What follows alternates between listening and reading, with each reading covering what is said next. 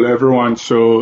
Welcome to this video once and again, and thank you for subscribing to the channel to receive more videos. Today I'm going to tell you some of the things you don't need to put in your CV. Okay, I think it is important to avoid certain things in your CV.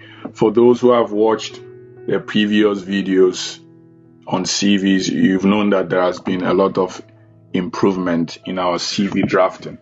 And I received some few questions, and also I received some CVs for review.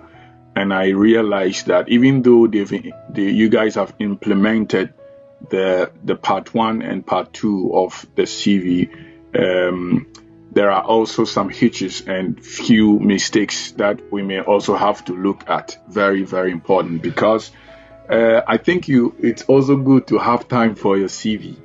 Okay, like just have time for it. I remember I used like 3 to 4 months to draft my CV, and even after that I kept on drafting it, kept on editing it. And yeah, the people I coach, like I said before, we used a lot of months to draft it. Okay, so don't rush, just take your time and do the CV excellent. You would love it when it becomes very excellent. Okay, it will be speaking for you. You will never struggle to get offers. All right, so just take your time and get all the nitty-gritties done. Okay, just edit it over and over and over and over again till you get it right. Okay, which is also possible to get it right. I mean, you're gonna get it right, so it's good. All right, so let's move on. So here I put some things you may not have to add. I've said it before, but because I saw it in reviews when I did the review, even after the video, I want to iterate it, and with some other things you may have to also watch out for. So of course, don't add your date of birth, don't add your age, don't add your religion. It doesn't really matter if you are a Christian or what, okay? Because we are in the academic setting. Even yes, unbelievers also go to school. So all right, so yeah, don't add photos, because this is academic CV. Don't add photos. Exceptionally, if you're talking about Erasmus Mundus CV, then maybe you have a point to add photos. But fundamentally, if it is the normal academic CV, then you may not need to add photos. Okay, don't add the number of your kids. We understand that you have given birth, but okay, don't add. Don't add the age of the kids. Don't add your gender, whether you are male or female. Don't add it. Don't add your next of kin. Okay, and also don't put in irrelevant research and work experience.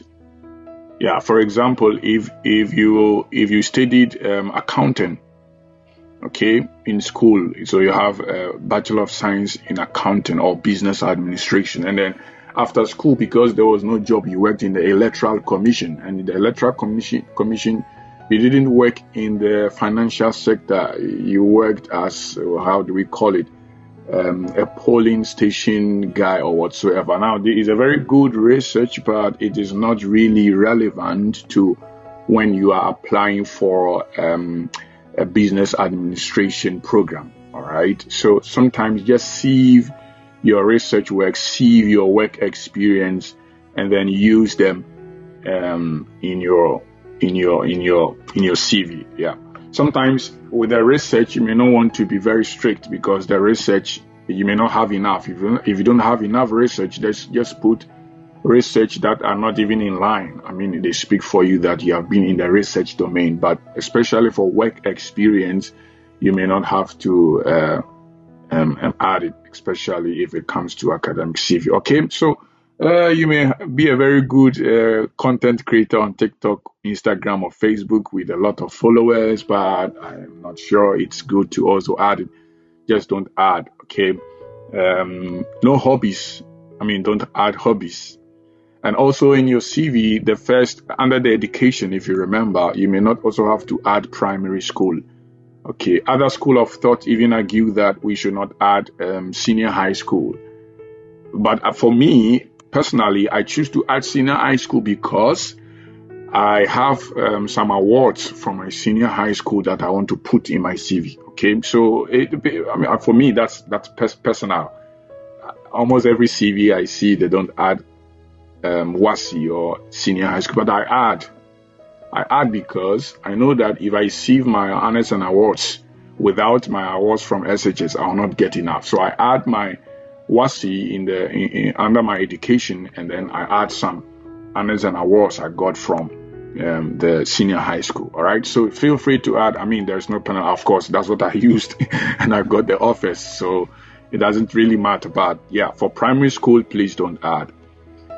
Yeah, I highlighted this in green because I want to reiterate that please make time for your CV. Okay, just make time for the CV. Very, very important though. It's very important. Just make time for it. Don't rush. Make time, review, make time, review, make time. I mean, if you make it perfect, you will see very good results. All right. So after a CV, check for grammar, check for mistakes, subject verb agreements, the tenses and all. Just check for it. Check that you have the same font names, or also the font sizes. Check for consistency. If you are using 12 throughout, use 12 with the headings. If you are using 14, use that throughout. Okay, don't make some fonts 11, 12 and some headings, some are 16, some are 14. Just check that. Very, very, very important. Okay, yeah, because also when you want to apply for PhD or masters and you send a CV that is not well built, it speaks ill of you. That so you don't even have time to make a very good CV without mistakes. So your CV has a lot of mistakes, doesn't really speak well. So just to get time, check for alignment throughout. Okay, if the headings should be in line. I mean, they should very, very much be in line, and all other small little mistakes you may want to check. Very, very important. Okay, yeah. So I used this as a case study. I'll show you, and I'm going to use this as a case study to explain some things to you on what to do and what not to do. You know most of the things you have to do, but a few of the things you don't have to do. All right, so some of you might want to add LinkedIn accounts on your CV, which is good. But here, the thing is, when you add LinkedIn account or LinkedIn link to your CV, you're trying to tell us that a miniature of the CV is also on LinkedIn. So if we are looking for information about you, the information on your CV is equally the information on LinkedIn. Or better still, if you add your LinkedIn link, it means that, okay, if you want to know more about me, then check LinkedIn. Okay, but when we go to LinkedIn, we don't also see more about you. We even see that your CV is even well built than your LinkedIn account. Does it make sense? That's one. So if we see that, you referred us to your LinkedIn only to find out that you have not even built a very good profile for your LinkedIn. Okay, so when you do that, it means it's not a good direction. All right, and also if you have a very solid CV and you refer us to your LinkedIn, and then maybe you have not built a good profile of your LinkedIn account, and then we go there, we don't find some work experience, we don't find some research works. It looks as if but I think so they would doubt your point. Okay, they would doubt your experience because they would have the idea that, okay, if you think this is very genuine, why are you failing to make it public? So once you enshrine it here in your CV and you fail to make it public, they will have a doubt. Okay, there will be a doubt on whether it is true that you possess these experiences, that you worked here, you have these grades and all. So I suggest that if it is good to add LinkedIn account on your CV, but just make sure you have built the profile on LinkedIn very well. Just make sure you have built the profile very well. And then once you have built it very well, you add. For me, I didn't add my LinkedIn account because I have not built it. Even till now, I have not built it well. Okay, so I don't add it. So check it. All right. And I also saw that from the reviews I made, I also saw that some people also add online courses as part of the education. Now, I understand the point because it's like, okay, it's also part of education you have studied. I mean, when you went to class for 4 years on a particular program, and then now you did some online courses, which makes sense to be under education. But because it is very academic and we want everything to flow and there should be consistency. For me, I don't think you should add your online courses right after your education. Remember, there is an online course section that you can add this. Okay, so you can stop this. You can stop this. Yeah, you can stop this. All right. I'll go down so everything is okay. And if you check also, if you want to use this format, after your topic, you add the date. So I also saw that some people put full stop before they add the date. Okay, so they write a topic and they put a full stop here before into bracket and then the date. But the full stop should be here. It should be at the back. Okay, the full stop should be at the end of the sentence and the date is part of your sentence. That's what we assume. Okay, so please put your dot well. All right. Let's go on. Here, I wrote professional certificate. I highlighted professional certificate. Yeah, very important. I was saying that be consistent in the underline. Check. So what I meant was when you check the headings, you see education bolded and underlined. Research bolded and underlined. This bolded and underlined. But you come here and then you write it and then you forget to underline it. Okay, it means it is not consistent. Just have time to go through the little mistakes. If you are underlining all the headings, please underline all the headings. If you are only bolding them and not underlining it, just make sure it is very continuous and consistent throughout. Okay, all right, let's go. Yes, so here another one. You put point before the date. It's wrong, so you have to put the point behind. Okay. If you are not putting point, also don't put point anywhere. See here, there is no point. I think, yeah, that's what I wanted to say here. So here there is no point. So you don't need to put point. Okay, all right. Then one important thing. Here, you will see that after the award, you just go ahead to say into bracket the year. Okay. Okay, I think this is not what I want to say. Yeah, so let's go on. If you have publication, I forgot to mention in the previous videos, if you have a publication, it is important to put the publication in your CV. Okay, whether they are under review or they have been published. If they are under review, just state it, that these papers are under review and then you state them. If they have been published, say that you have published these papers and then you list them. And it should come after honors and awards. Okay, all right, let's go on. Under your work experience, I said here, if possible, use numbers to demonstrate your impact. So after the review, I saw that, okay, people were just writing things under their work experience. But it is also very important to make what you write rich, okay, and very detailed. It should carry weight. One of the things to do is to demonstrate your impact by figures. Okay, I give an example of saying that, so you increase the sales by 25%. Okay, this is better than saying that, I improved sales. Okay, if you are once a teacher or a TA and then you taught students and then your students are studying in high schools or in the university, you can say that you taught a class of 50 and out of the 50, 30% of them passed their exam and are now studying in the universities. Okay, if you're a TA, you supervise undergraduate research, you will say that you supervise research and all the people you supervise their research work got higher grades, got an A, okay, or got A's in their research works. Make sense? So just use figures under your work and work experience. I mean, when you are trying to point some of the duties or the things you have done. Very, very important. All right, let's go on.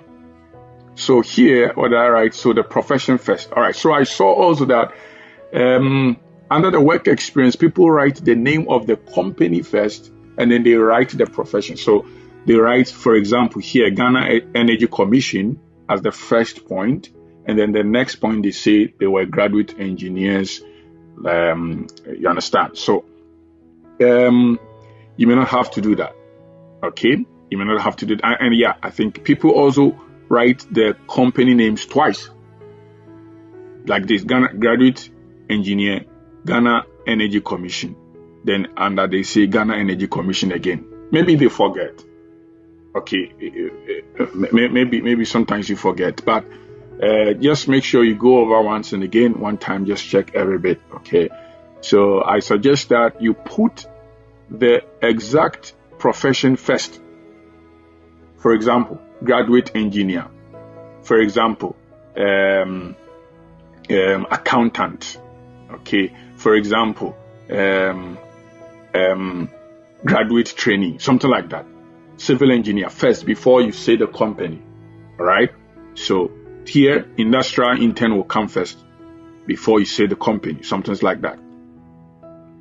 All right, let's go on. And then check your dates, the years you worked. Okay. If the year is present, remember to change your tenses. This is very, very important. If you are still doing the work, you have to use present tense. So here is very correct: setting, supervising, analyzing, providing, because the work is still going on. November 2022 to present. Okay. But also remember that if the year of the work is past, you worked it or you did the work some years ago, you are done doing the work. I mean, you are doing a different work. You are not doing that work again. Okay, remember to use past tense. Very, very important.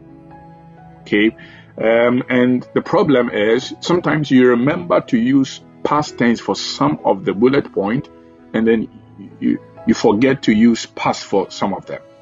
Okay, so you will see that when I reviewed, I saw that some of them had past, but some of them also had continuous tenses.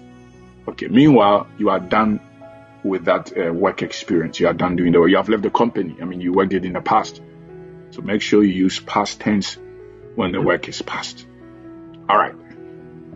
Here, what did I write? I think I wanted to say that if you are making the point, the first point, capital letters, which here I say that make the first point the name of the profession, like a civil engineer, graduate mining engineer. So if you are making those first point capital letters, remember to make all first point capital letters here and the work experience. So I saw that you made some people made the first point capital letters, and here the first point they forgot. They made it small letters. It is correct, right? We see, we read, we understand what you mean, but it shows how that you never got time to sit on your CV. And you cannot do PhD with this, or you cannot do masters with this. I mean, they can see that you don't really have time. You don't pay attention to details. Okay, so the little mistakes, please check them. All right, let's go on. What did I do again? So here I was saying that it is important to bolden some parts of your CV. Okay, bolden them. Just bolden them. For example, under leadership experience, you want to tell us that you are the organizer, because there are a lot of words here, and these are long. Because you want to also say where you held that position. Okay, so if you don't take care, well, they may have to read everything before they understand what you mean. But it's important to also bolden some parts of the CV and the exact portfolio you served. Okay. The exact position you served, you can bolden them. Very important also. So please bolden them. Please bolden them. And then here, see the green colors. Under the leadership or any part of the CV heading, you can sometimes apply this. But here I'm using this to explain that when you finish writing where you serve that purpose or you serve that position, well, you may have to choose one way of writing the year.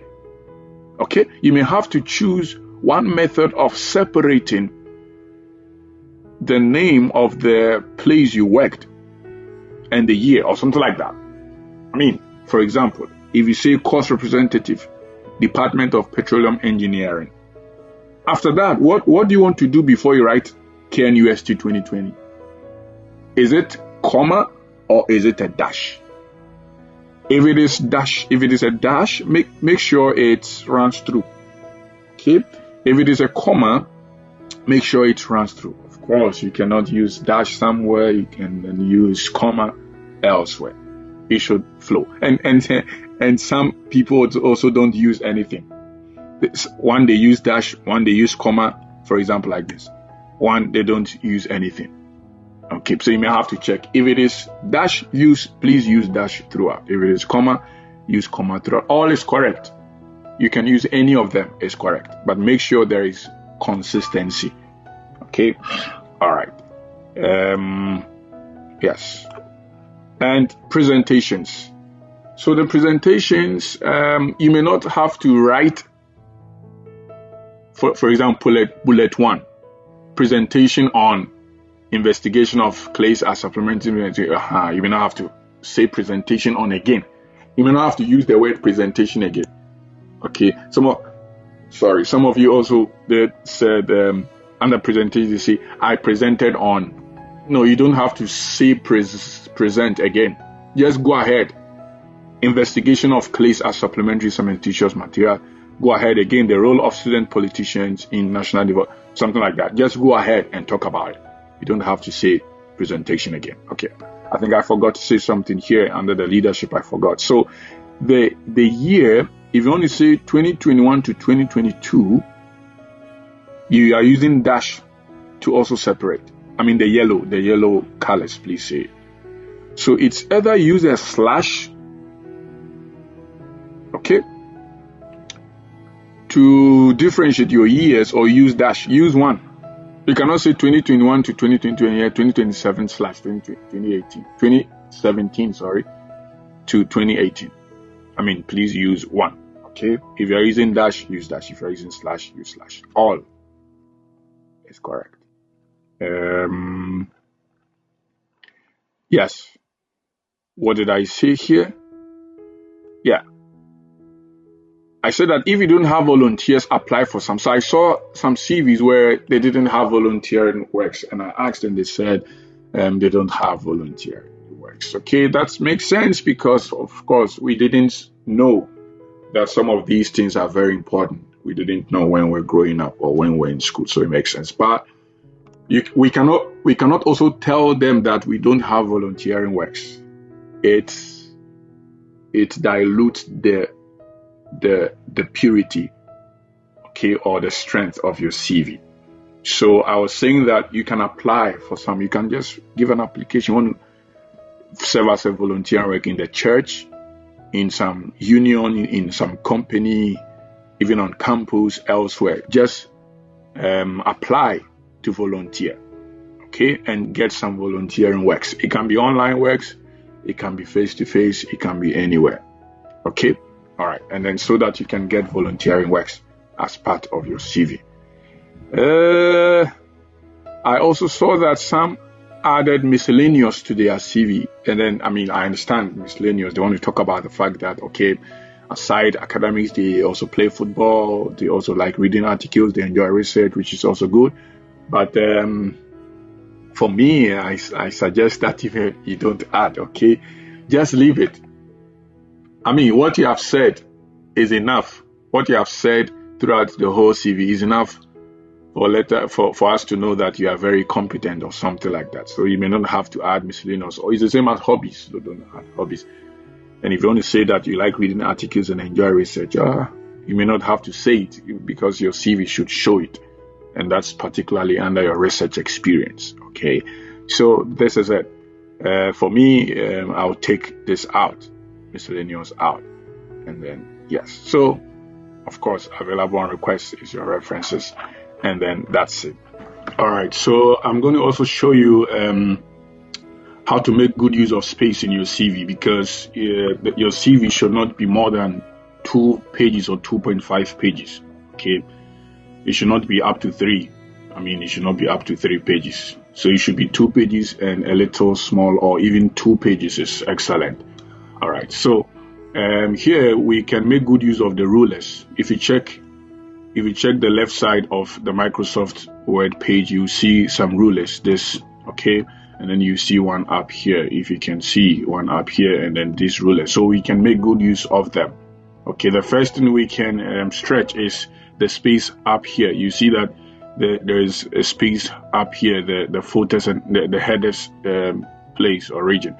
You see this the long space, but we can decrease the space to yeah.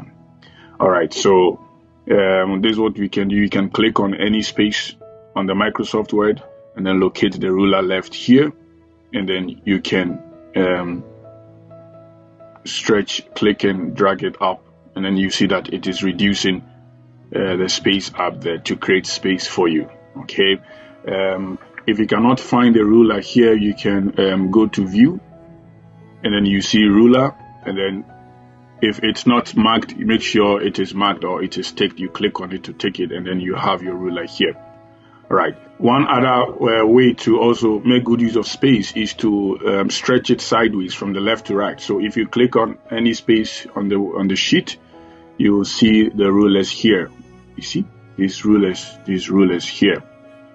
So you can make sure when you put your mouse on it, it changes to this sign, 2 arrows combined. Then you can stretch the left margin this way. Okay. When you finish, you stretch the right margin this way.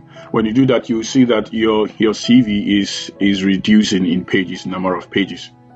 All right. So we see a lot of space also down here.